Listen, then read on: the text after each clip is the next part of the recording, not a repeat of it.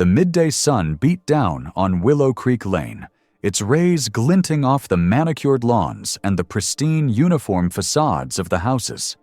It was a picture of suburban serenity, a carefully curated tableau of perfection.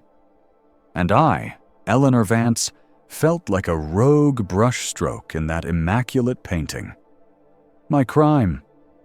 A simple, humble clothesline strung between two sturdy oak trees at the edge of my property, a silent testament to a bygone era of practicality and eco-consciousness.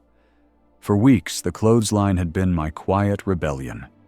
The crisp scent of sun-dried cotton, the gentle sway of freshly laundered towels against the azure sky. It was a small, visceral pleasure that grounded me in a world that often felt overwhelmingly artificial.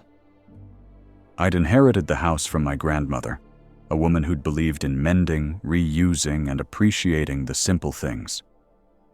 Her spirit, I felt, lingered in the worn wooden handle of the clothesline reel and the faint scent of lavender that still clung to the old linen sheets. Then came the letter. It arrived on a Tuesday, a crisp white envelope with the embossed logo of the Willow Creek Homeowners Association, a stylized oak leaf that always struck me as rather pompous. My heart sank the moment I saw it. I knew with a certainty that chilled me what it would contain. The language was formal, bordering on bureaucratic. It spoke of community aesthetic standards, property values, and the harmonious visual appeal of Willow Creek. The clothesline, it declared, was in violation of Section 7, Article B, Subsection 3, which prohibited unsightly external drying apparatus. My stomach churned. Unsightly? My grandmother's delicate lace tablecloths, my son's brightly colored superhero t-shirts, my own sensible cotton blouses. Were these truly an affront to the visual appeal of Willow Creek? I reread the letter, my fingers tracing the sharp edges of the paper. A knot of indignation tightened in my chest. This wasn't about aesthetics. It was about control. It was about Mrs. Albright, the reigning queen of the HOA, a woman whose perfectly coiffed silver hair and perpetually pursed lips seemed to be the very embodiment of Willow Creek's rigid platitudes. Mrs. Albright, who had once complained about the inappropriate shade of blue of my mailbox, and had once sent me a passive-aggressive note about the unruly growth of my rose bushes, even though they were blooming with more vigor than anyone else's. The letter gave me 30 days to remove the clothesline, 30 days to erase a piece of my grandmother's legacy, to succumb to Mrs. Albright's suffocating vision of suburban perfection. I felt a surge of anger, hot and sharp. I wasn't going to comply, not without a fight. I spent the next few days in a simmering rage, punctuated by moments of despair. I tried to explain to my 10-year-old son, Leo, why the HOA was being so unreasonable. He just shrugged, his attention already drifting back to his video game. "It's just a stupid rule, Mom," he'd said, his voice muffled by his headset. He didn't understand the deeper implications, the quiet erosion of personal freedom that these small, seemingly insignificant rules represented. I confided in my best friend, Sarah, a fellow resident of Willow Creek who, thankfully, shared my disdain for the HOA's iron fist. We met for coffee at the local cafe, the aroma of roasted beans a welcome contrast to the sterile air of our neighborhood. "Unsightly?" Sarah scoffed, stirring her latte with unnecessary vigor. "Eleanor, your clothesline is practically a work of art. I've seen Mrs. Albright's prize-winning petunias, and frankly, those are unsightly. They're so perfectly arranged they look like they're about to march in formation." We both laughed, a much-needed release of tension. But Sarah's laughter was tinged with a familiar weariness. "The problem is, Eleanor, they have the power. They can fine you. They can even put a lien on your house if you don't comply." The thought of legal battles and financial penalties was daunting. I wasn't wealthy. My income as a freelance graphic designer was steady, but not extravagant. The idea of fighting the HOA in court was a terrifying prospect. Yet the thought of removing the clothesline felt like a betrayal. It was more than just a practical tool. It was a symbol of self-sufficiency, of a connection to nature, of a refusal to be dictated to by petty bureaucrats. It was a small act of defiance, a way to inject a little bit of my own personality into the homogenized landscape of Willow Creek. The deadline loomed. I spent my evenings staring out at the clothesline, the white sheets I'd hung that morning billowing gently in the breeze. They looked clean, fresh, and utterly innocent. They were a testament to a life lived, to the simple act of keeping my family clothed and comfortable. One evening, as the sun began to dip below the horizon, casting long shadows across the manicured lawns, I noticed Mrs. Albright emerge from her immaculately kept brick colonial. She was wearing a crisp white blouse and tailored slacks, her silver hair pulled back in a severe bun. She walked with an air of proprietorial authority, her gaze sweeping across the neighborhood as if inspecting her domain. Her eyes, I knew, would eventually land on my clothesline. I could almost feel her disapproval, a tangible wave of icy disdain radiating across the distance. She stopped, her head tilting slightly. I couldn't see her expression clearly from my porch, but I imagined the familiar tightening of her lips, the subtle narrowing of her eyes. A cold dread settled in my stomach. She wasn't going to let this go. I knew it. And I knew, with a growing sense of resolve, that I wasn't going to back down. The battle lines had been drawn, not in the neat rows of Mrs. Albright's petunias, but in the sun-drenched expanse of my own backyard. The question was, how far was I willing to go to defend my right to hang my laundry in peace? The answer, I suspected, was further than I ever thought possible. And it started with a sign, a very specific, very territorial sign. The deadline has passed.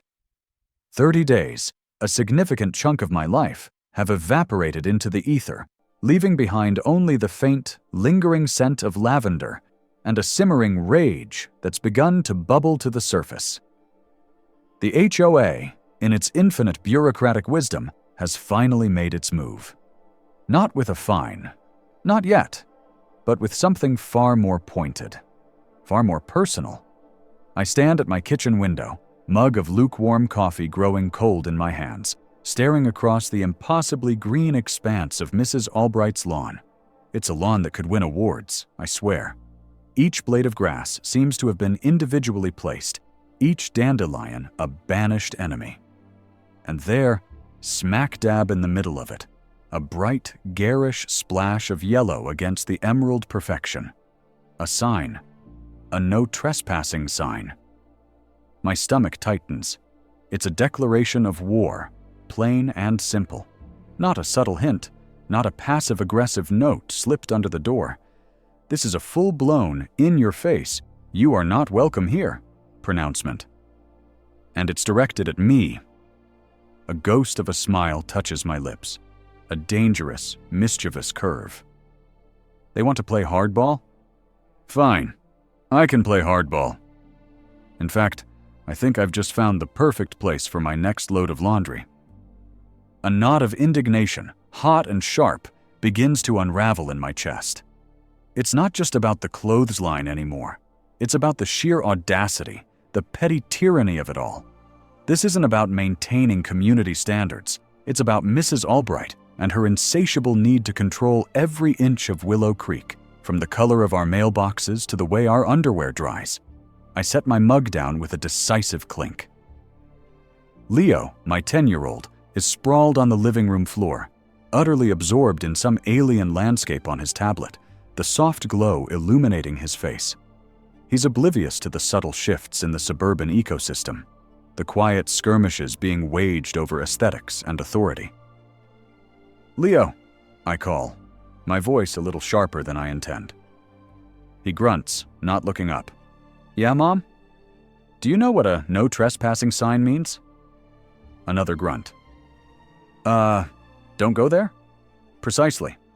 And imagine if someone put that sign up, right where you wanted to do something perfectly normal and necessary.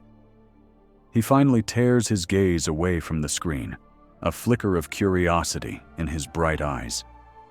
Like what? Like hang your clothes out to dry, I say, the words tasting like defiance. He shrugs, already losing interest. Why would you do that on someone else's yard? Because? I lean forward, my voice dropping to a conspiratorial whisper.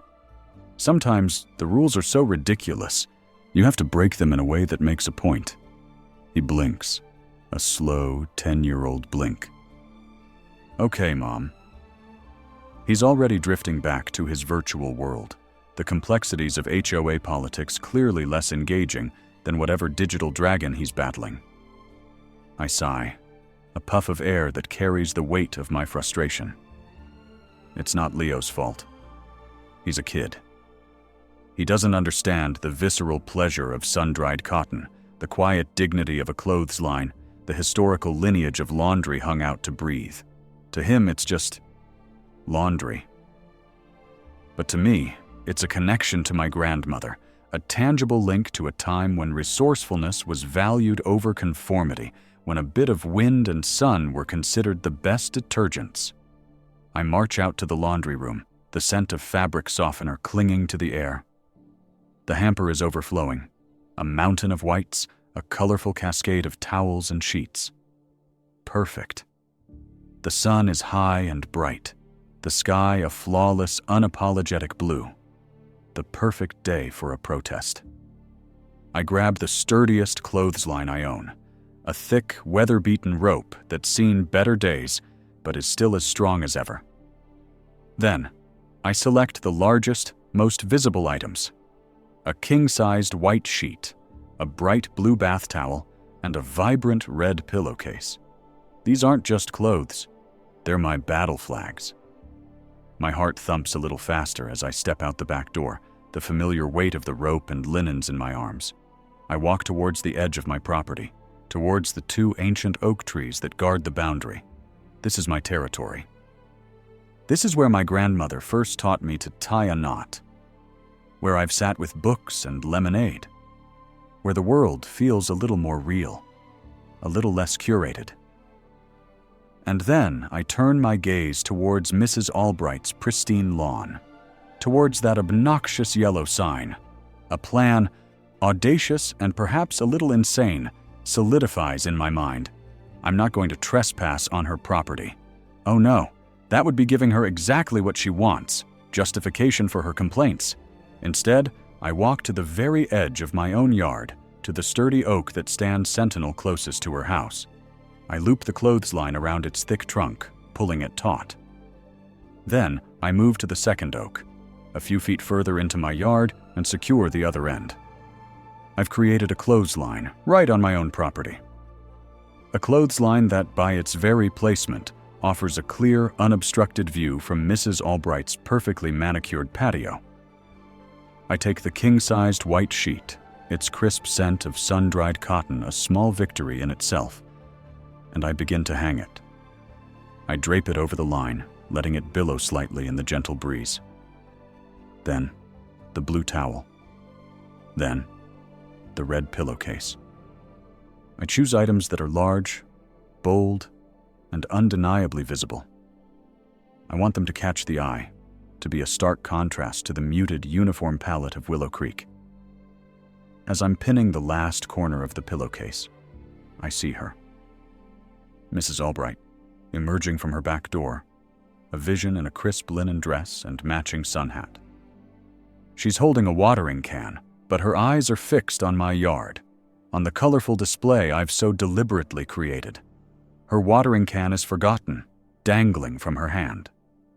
She walks towards the edge of her property, her face a mask of controlled disbelief. Her gaze sweeps over my clothesline, then lands on her own "No Trespassing" sign. She stops, her lips pursing into a thin, disapproving line. And then, I do it. With a deliberate, almost theatrical flourish, I take the bright red pillowcase, the one that shouts defiance, and I carefully, meticulously, hang it directly over the top of her "No Trespassing" sign. It drapes down, a vibrant banner obscuring half the stark yellow lettering. A small, triumphant laugh escapes me. It's a ridiculous, absurd gesture, I know. But it's mine. It's a middle finger to bureaucracy, a splash of color in a world determined to be beige. I've taken her own weapon, her own declaration of exclusion, and I've turned it into a clothesline. Mrs. Albright's face contorts, a flicker of genuine anger finally breaking through her polished facade. She opens her mouth, as if to speak, but no sound comes out. She looks utterly flabbergasted, as if I've just sprouted wings and started singing opera. I meet her gaze, a steady, unwavering look. I don't need to say a word. The flapping fabric, the defiant colors, the sheer, unadulterated audacity of it all speaks volumes. I've taken back a little piece of my freedom, one sun-dried sheet at a time. And as the breeze rustles through my laundry, a sense of calm, of righteous satisfaction, washes over me. Let them bring on the fines. Let them bring on the threats. I've hung my sheets, and I'm not taking them down. This is my house, my yard, and my laundry. And I'll dry it where and how I please. The battle for Willow Creek has officially begun. The bright red pillowcase, a defiant splash of color against the sterile white of the "No Trespassing" sign, flutters in the late afternoon breeze.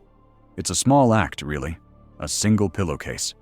But to me, it feels monumental. It's a declaration, a silent scream against the stifling uniformity of Willow Creek. Mrs. Albright, with her perfectly coiffed silver hair and perpetually pursed lips, sees my clothesline as a blight, an affront to the manicured perfection she so fiercely guards. I see it as a connection, a thread to my grandmother, to a time when practicality trumped pompous rules. I stand on my porch, a mug of lukewarm tea in my hands, watching the pillowcase dance. Leo is inside, lost in the pixelated world of his video game.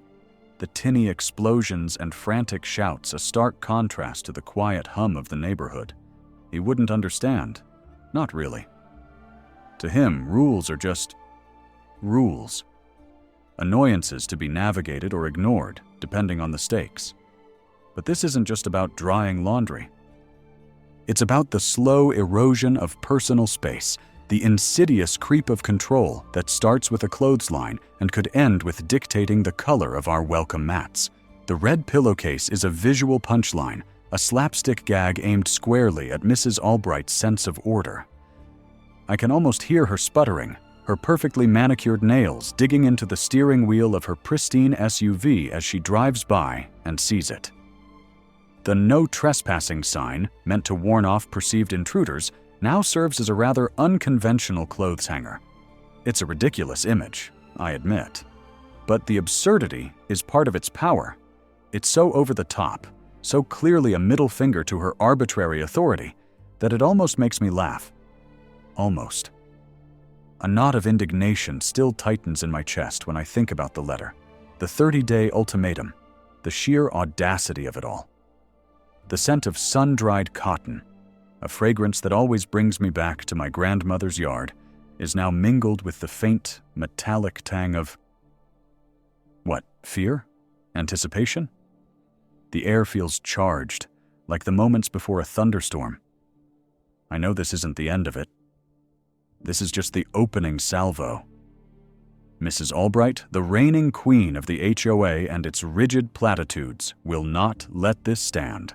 Her power, built on a foundation of passive-aggressive notes and whispered complaints, is now being challenged by a rogue brushstroke in that immaculate painting she calls a neighborhood. Later that evening, Sarah arrives, a bottle of cheap but cheerful rosé in hand. She's my anchor in this increasingly surreal suburban drama. Her own attempts at gardening, a riot of wildflowers that defiantly spill over her property line, have earned her more than a few disapproving glances from Mrs. Albright, so she understands the battle on a visceral level. "So," she says, kicking off her sandals and collapsing onto my couch, I saw it. I raise an eyebrow, a small smile playing on my lips. Saw what exactly?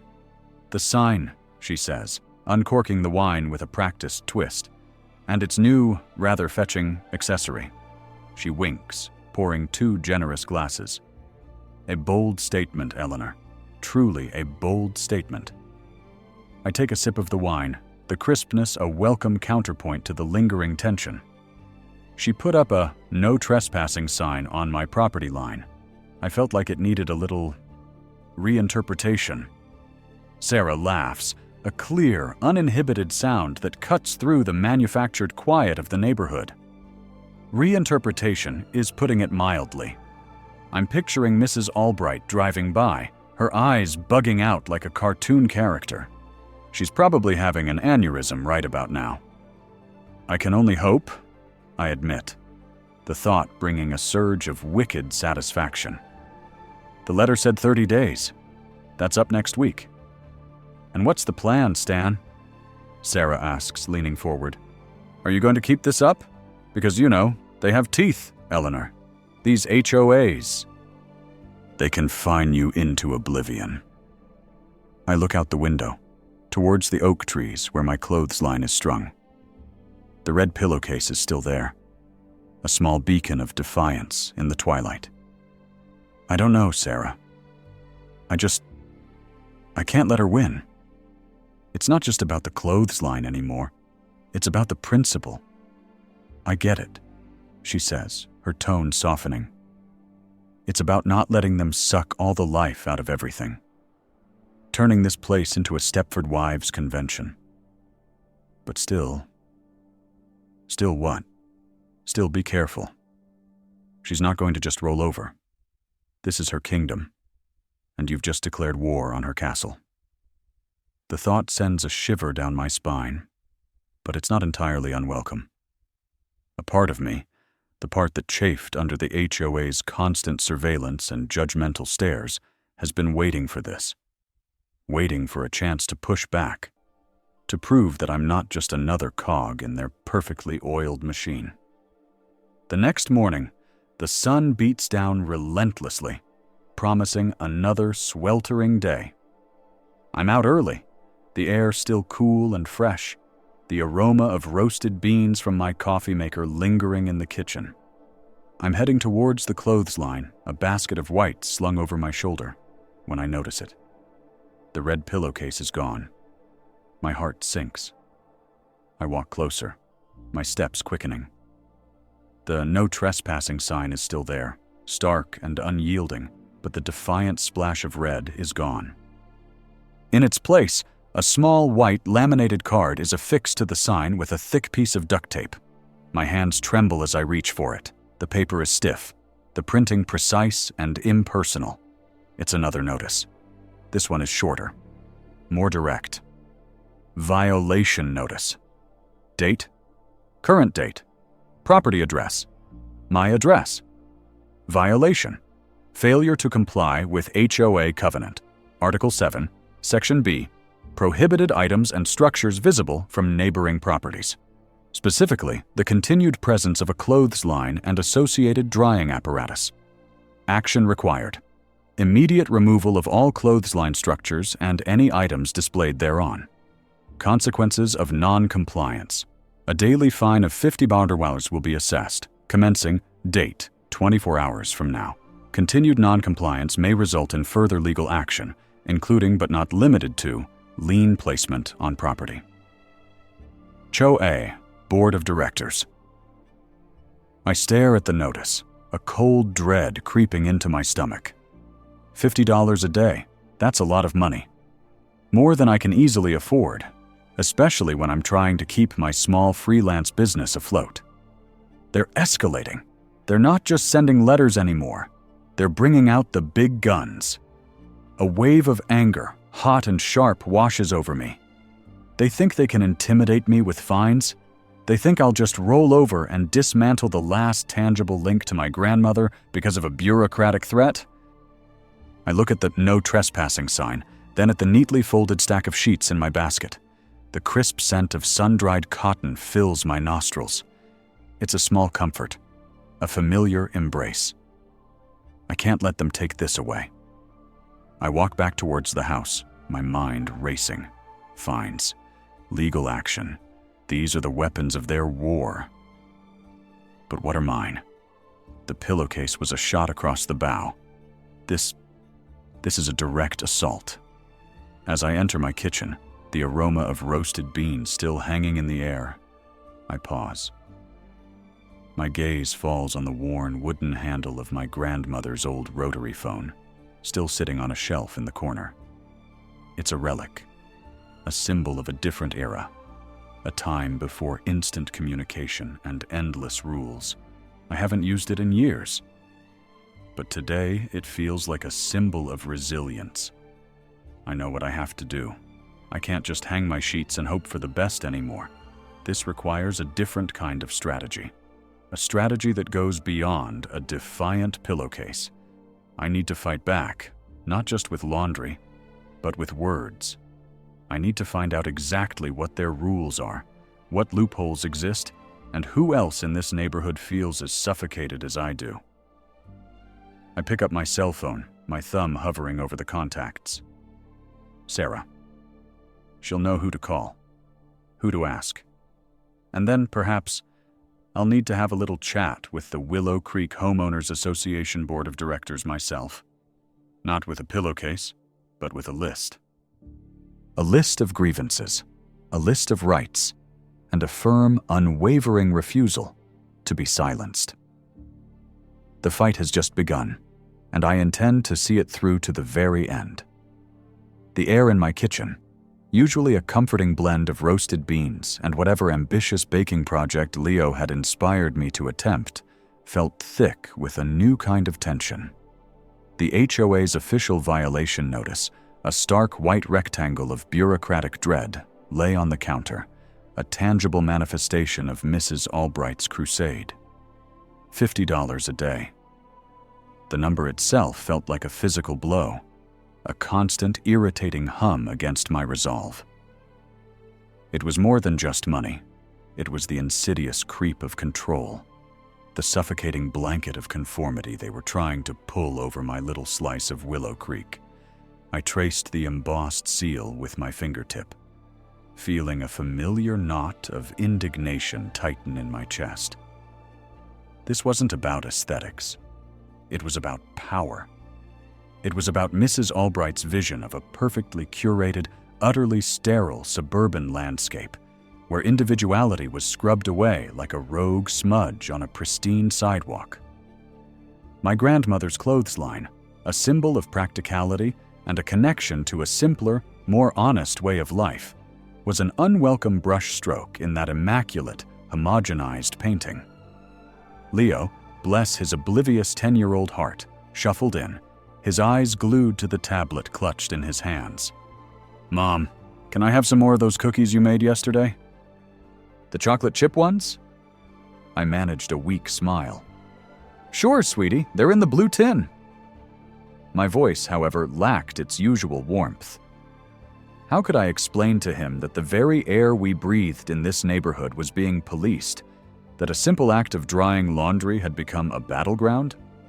He'd just shrug and retreat back into the pixelated world of his game, a world where rules, at least, made a kind of sense. "Thanks," he mumbled, already halfway to the pantry. He didn't notice the tremor in my hand as I pushed the HOA notice further away, as if its mere presence could taint the cheerful yellow of my kitchen.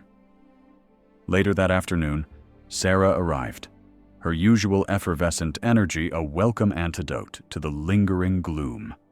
She carried a bag from the Daily Grind, the local coffee shop, and the aroma of dark roast and steamed milk filled the room, chasing away some of the stale air of anxiety. "Operation Caffeine and Commiseration is a go," she announced, dropping the bag onto the table. She eyed the HOA letter. "Ooh, the official decree has arrived, I see." I sighed, pouring 2 mugs. $50 a day, Sarah. They're actually threatening me with daily fines." Sarah scoffed, taking a large gulp of coffee. $50 for drying your undies in the breeze. That's just... That's just bonkers. I swear, Mrs. Albright wakes up every morning and consults a manual titled, How to Annoy Your Neighbors with Bureaucratic Nonsense. It feels like more than that, I admitted, sinking into a chair. It feels like she's trying to erase anything that doesn't fit her perfect little mold. My grandmother hung clothes on that line. It's a tradition, a part of my life. I know, Sarah soothed, her tone softening. And it's a ridiculous rule. But Eleanor, you have to be smart about this. They have teeth, you know. They can put liens on your house. I'm not letting them scare me into submission, I said, the words firming with a resolve I hadn't realized I possessed. I'm not going to let them dictate every little thing about how I live my life. That's why I'm going to gather signatures. I want to present them with a petition, a list of grievances. Show them that I'm not the only one who feels stifled. Sarah's eyes lit up. Now you're talking. A united front. I'll help you. We can draft a flyer, hit every house on the street. Most people are too scared to speak up, but if they see someone else is willing to, they might find their voice. That's the plan, I said, a flicker of excitement cutting through my apprehension. But first, I need to make a statement. Something that says, I'm not backing down. Something that, well, makes Mrs. Albright's little pronouncements look a bit silly. A mischievous glint appeared in Sarah's eyes. Oh, I have a feeling you're already working on that, aren't you? She gestured vaguely towards the backyard. I smiled, a genuine, unforced smile this time. You could say that.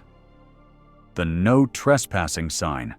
It was a gaudy, bright yellow rectangle hammered into the ground at the far corner of Mrs. Albright's property, right on the edge of the shared property line.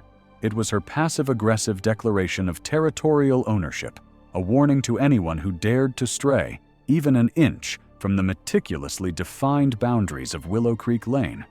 It was also, as of this morning, the most convenient and symbolically potent clothesline I had ever employed. I'd waited until the sun was high, casting long, clear shadows. Then, with a deliberate slowness that felt both defiant and strangely peaceful, I'd taken the brightest, most cheerful item I owned, a vibrant crimson pillowcase, a relic from my grandmother's linen closet, smelling faintly of lavender and sunshine, and draped it over the top of the yellow sign. It looked absurd. The stark, angry yellow of the sign was immediately softened, almost mocked, by the cheerful splash of red. It was a rogue brushstroke in that immaculate painting, a defiant wink against the stern pronouncements of conformity. The pillowcase, catching the gentle breeze, billowed slightly, a small, colorful flag of rebellion. I stood at my kitchen window, sipping my coffee, watching it. It wasn't just a pillowcase, it was a message. It was Eleanor Vance saying, "Your rules are ridiculous, and I will find a way to hang my laundry, even if it means using your own ridiculous pronouncements as a hanger." It was a visceral pleasure, a small, quiet act of civil disobedience that felt utterly, wonderfully liberating. I imagined Mrs. Albright's face when she saw it. I pictured her peering through her perfectly clean windows, her lips thinning into a disapproving line. She'd probably call the HOA president, her voice tight with indignation. She'd demand immediate action. And that was precisely the point. I wanted her to see it. I wanted her to fume. I wanted her to understand that her attempts to control me, to homogenize my existence, were not only failing, but were, in fact, becoming the very tools of my resistance. Sarah followed my gaze. "Oh, Eleanor, you didn't." A slow grin spread across her face. "That is magnificent." "It's a start," I said, turning back to her, feeling a surge of energy I hadn't felt in days. "Now, about those flyers. We need to make sure everyone knows what's happening, and that they have a voice, too." We spent the next few hours hunched over my kitchen table, Sarah's laptop open, her fingers flying across the keyboard. We drafted a simple but firm message. It highlighted the arbitrary nature of the clothesline ban, the unreasonable threat of fines, and the broader implications of the HOA's overreach. We included Eleanor Vance's name and a contact number, but also a clear statement that anonymity would be respected for those who wished to sign discreetly. "We need to be careful," Sarah cautioned, her brow furrowed as she typed. "Some people are genuinely terrified of Mrs. Albright and the board. We don't want to get anyone in trouble before we're even ready." "I understand," I replied, nodding. "But we also need to show them they're not alone, that there's strength in numbers." I pointed to a line on the draft. "Let's add a section about other trivial HOA rules